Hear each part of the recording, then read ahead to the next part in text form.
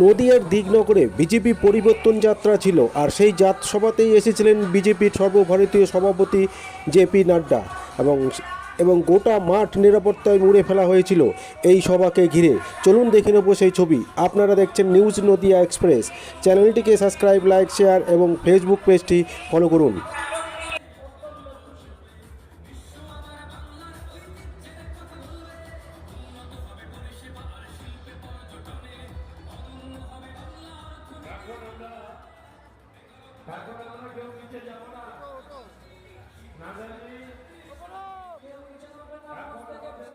प्रभु उनको नमन करते हुए अपनी बात को प्रारंभ करता हूं।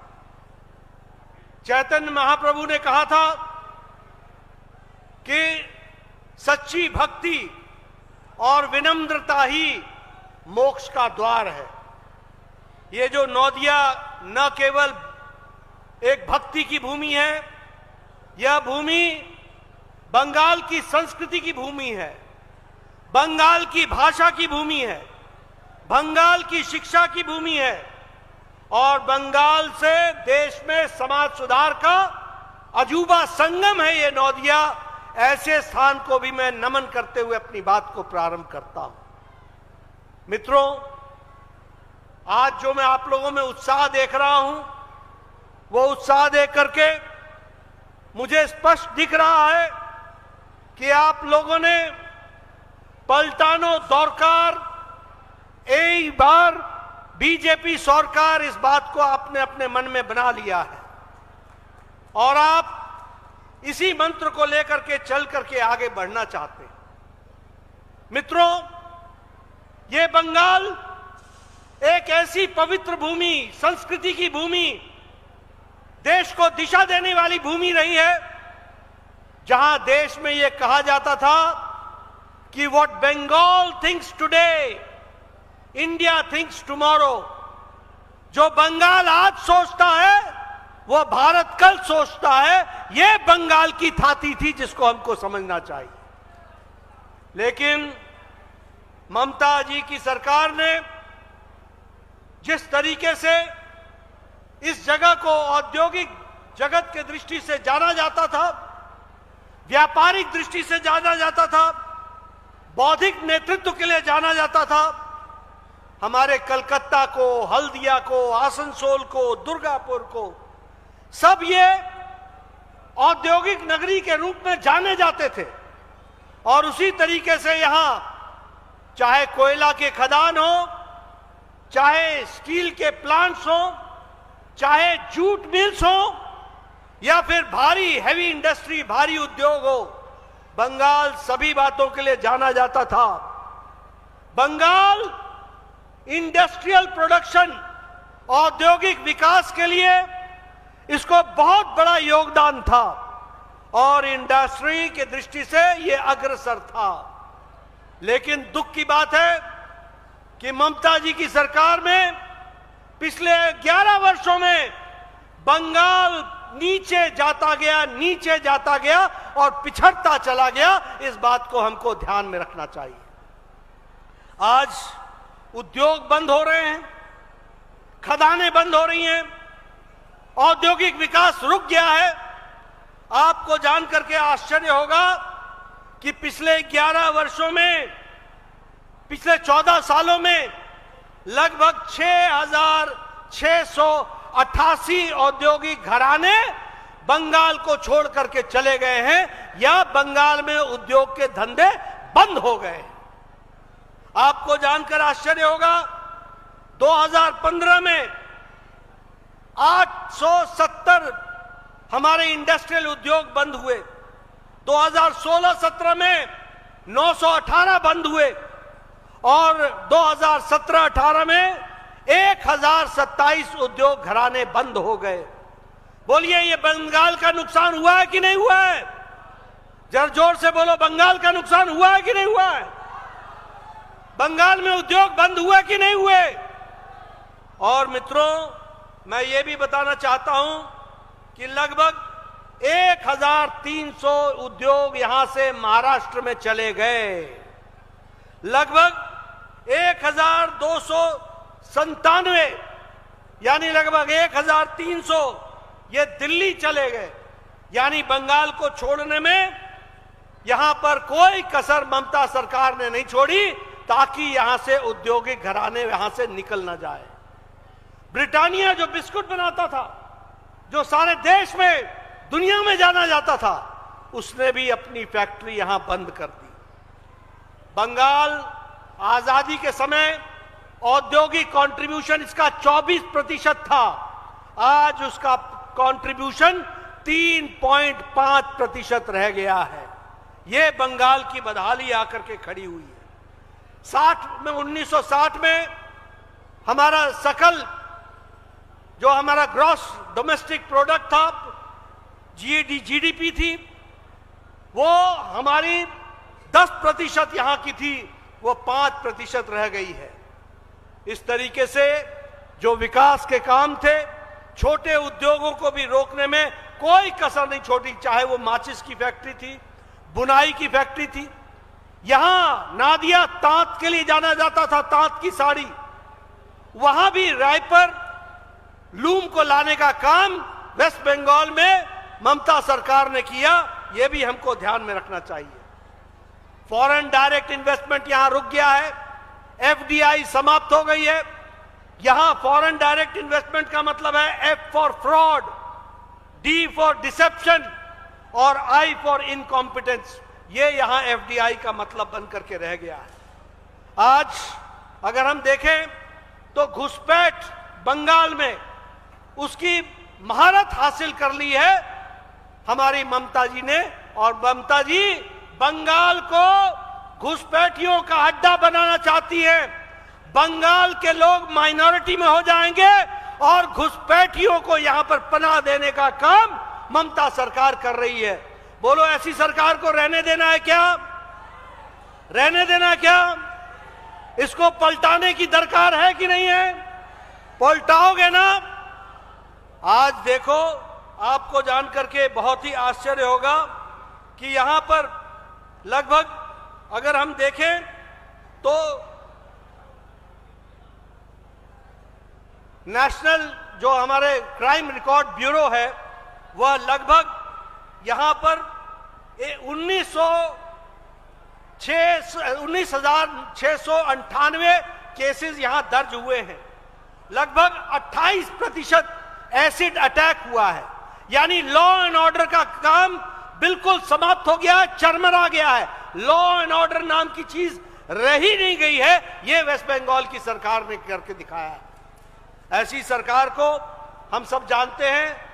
आरजी कार मेडिकल कॉलेज में किस तरीके से रेप हुआ, मर्डर हुआ, हमको मालूम है कि किस तरीके से टीएमसी यहां पर हर तरीके का नुकसान पहुंचाने का प्रयास कर रही है।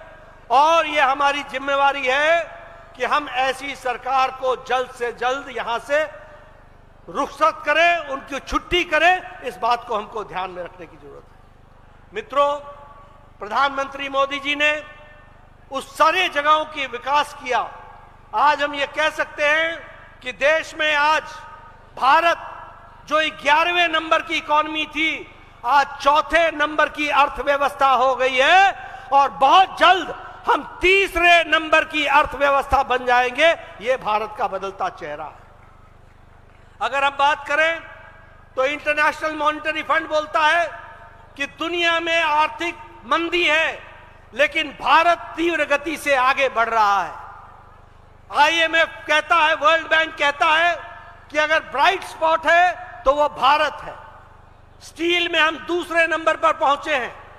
मोबाइल लगभग 98% आज भारत बना रहा है। और उसी तरीके से आज प्याज में हम दुनिया के सबसे बड़े प्रोडक्शन हैं। दुनिया की 28% की खपत भारत पूरा करता है। यह आज भारत की थाती बनी है। आप सड़कों की बात करो, हाईवेज की बात करो, आप यहीं से बाहर निकल करके देखो, आपको अच्छी सड़क दिखती है कि नहीं दिखती है? मोदी जी की सड़क दिखती है कि नहीं दिखती है? विकास हुआ है कि नहीं हुआ है?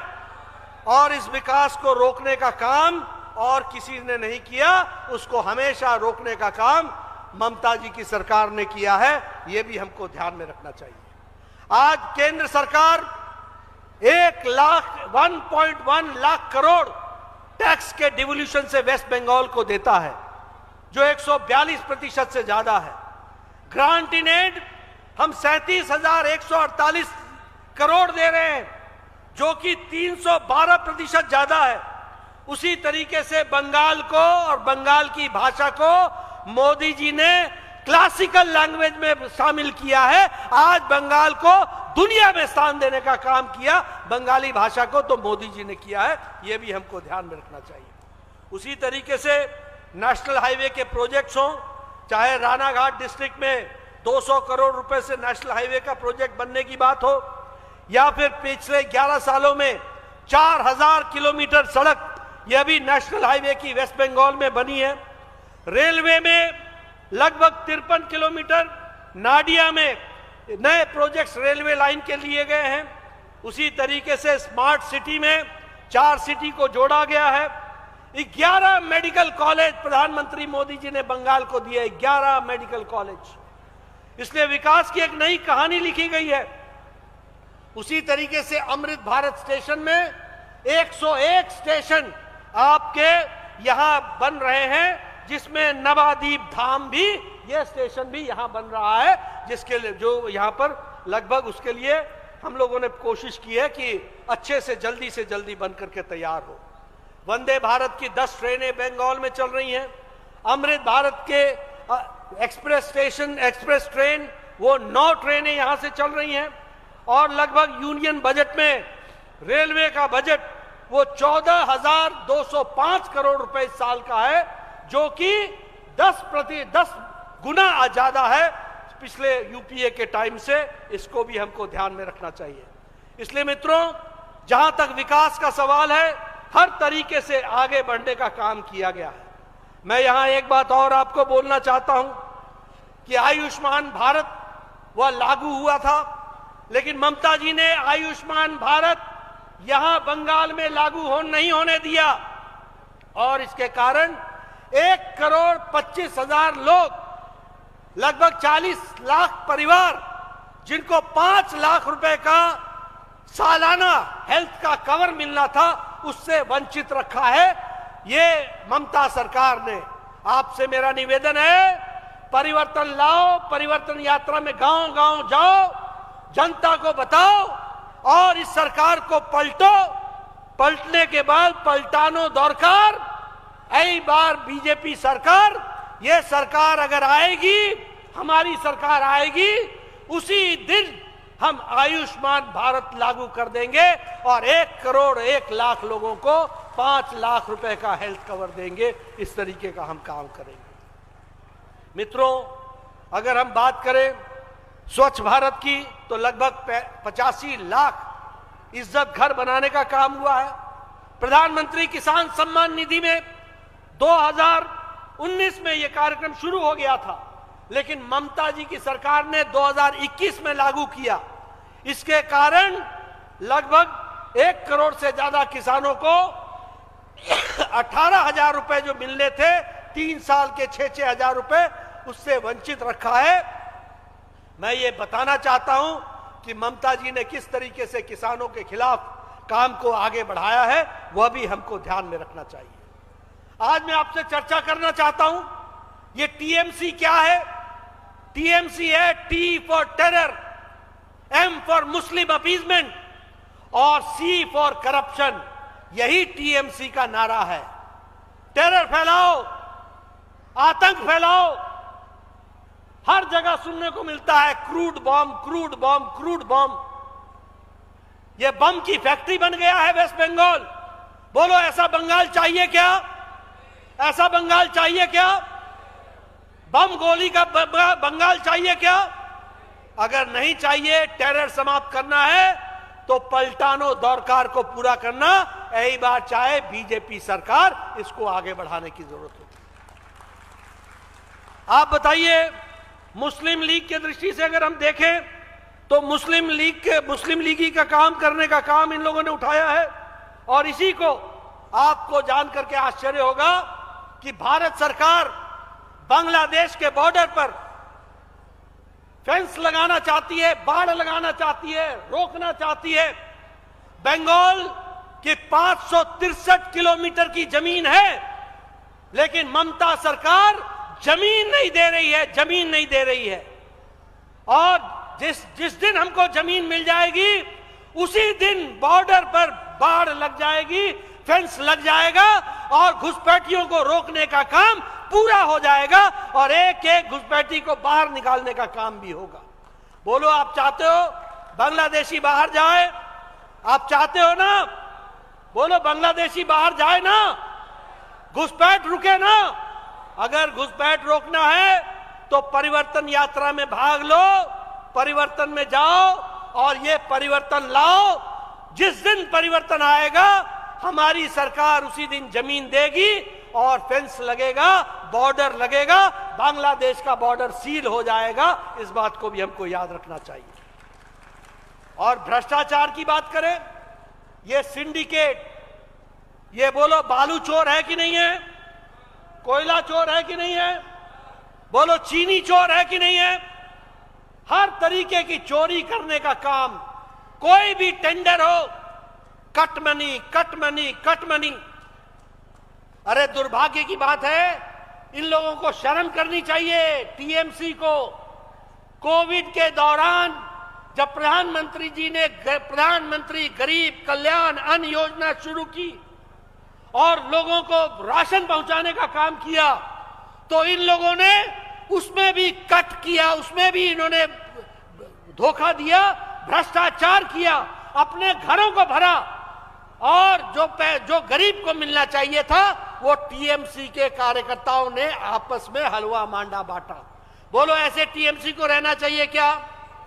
भ्रष्टाचार इन्होंने किया है कि नहीं किया है? इनके मंत्री जेल में है कि नहीं है? आप बताओ, इनके मंत्री जेल में है कि नहीं है? आप बताइए, इन लोगों ने महिलाओं के साथ अत्याचार किया कि नहीं किया? आप बताओ, इनका एक एमएलए नेता जेल में है कि नहीं है? हर तरीके का व्यभिचार किया कि नहीं किया? मित्रों, अगर टेरर से छुट्टी पाना चाहते हो, अगर तुष्टीकरण से छुट्टी पाना चाहते हो, अपीजमेंट, मुस्लिम अपीजमेंट से छुट्टी पाना चाहते हो, अगर आप ये जो हमारे घुसपैठिए हैं उनसे निजात पाना चाहते हो, और अगर बंगाल को बचाना चाहते हो और भ्रष्टाचार को समाप्त करना चाहते हो, तो आवश्यकता इस बात की है कि तुरंत आने वाले समय में हमको पलटानो दरकार, यही बार चाहे बीजेपी सरकार, इसको हमको पूरा करना पड़ेगा। मित्रों, एक बात और बताना चाहूंगा, ये टीएमसी वाले, ये ऋषि पुरुष बंकिम चंद्र चट्टोपाध्याय जिन्होंने वंदे मातरम का गीत लिखा, उनको भी इज्जत देने का काम, उनको भी इज्जत देने से वंचित करने का काम टीएमसी ने किया।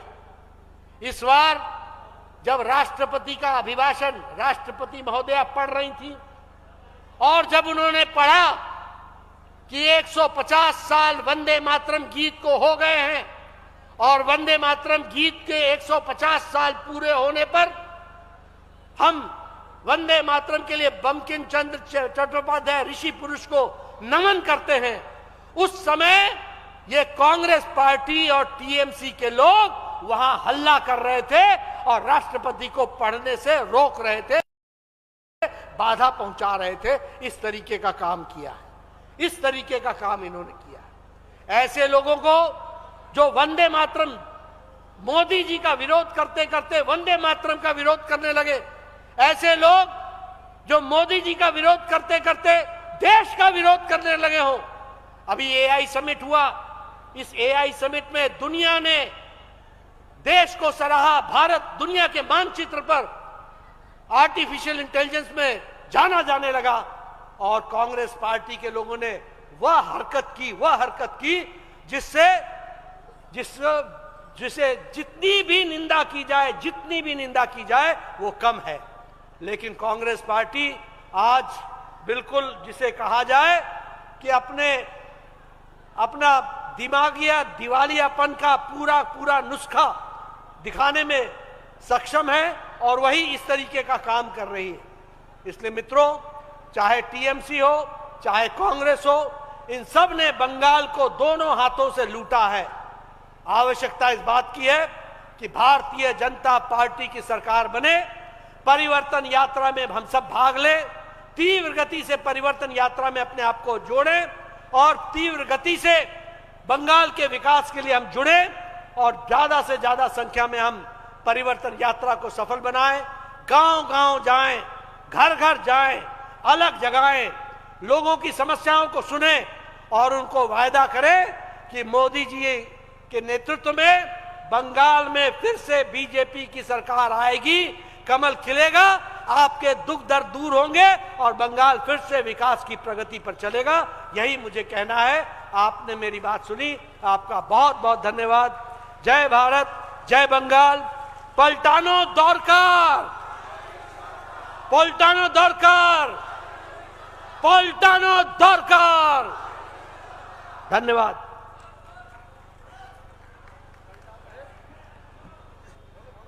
নাড্ডাজি আমাদেরকে যে মার্গদর্শন করলেন, আমরা সেই পথেই আগামী দিনে চলবো এবং পশ্চিমবঙ্গে নির্বাচন করব।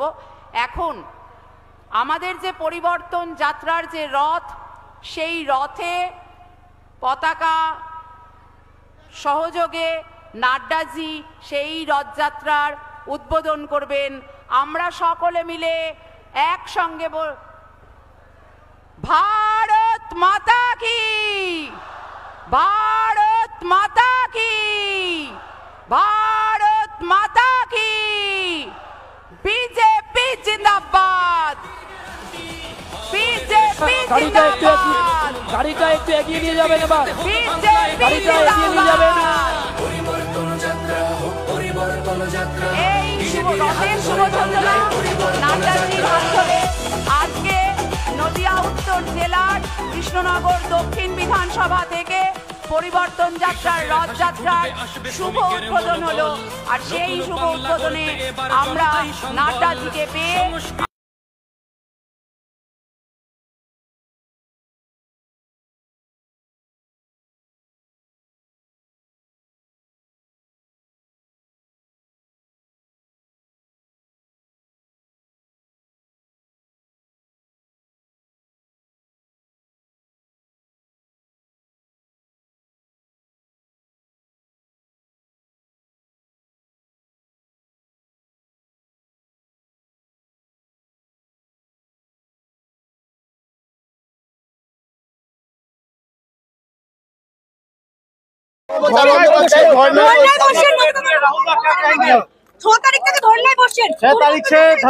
धरना में बैठेंगे सर के खिलाफ